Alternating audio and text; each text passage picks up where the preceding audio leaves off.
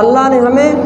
اتنی نعمتوں سے نوازا ہے کہ اگر آج ہم اللہ کی نعمتوں کو شمار کرنا شروع کر دیں، اللہ کی نعمتوں کو گننا شروع کر دیں، تو رب کعبہ کی قسم ہے کہ تحت الثری سے لے کر عرش معلیٰ تک، مشرق سے لے کر مغرب تک جتنی بھی مخلوقات کو اللہ نے پیدا کیا ہے ان کی زبانوں کو جمع کر لیا جائے، ابتدائے تخلیق کائنات سے لے کر قیامت کی صبح تک کا وقت لے لیا جائے اور اللہ کی حمد کو بیان کرنا شروع کر دیا جائے، اللہ کی ثنا کو بیان کرنا شروع کر دیا جائے، اللہ کی تعریف کو بیان کرنا شروع کر دیا جائے، اللہ کی ربوبیت کو بیان کرنا شروع کر دیا جائے، اللہ کی وحدانیت کو بیان کرنا شروع کر دیا جائے، تو رب کعبہ کی قسم ہے وہ زبانیں تو تھک سکتی ہیں، ان کی قوت تو ختم ہو سکتی ہے، قیامت کی صبح تک کا وقت تو ختم ہو سکتا ہے، اللہ کی ثنا ختم نہیں ہو سکتی، اللہ کی ربوبیت ختم نہیں ہو سکتی،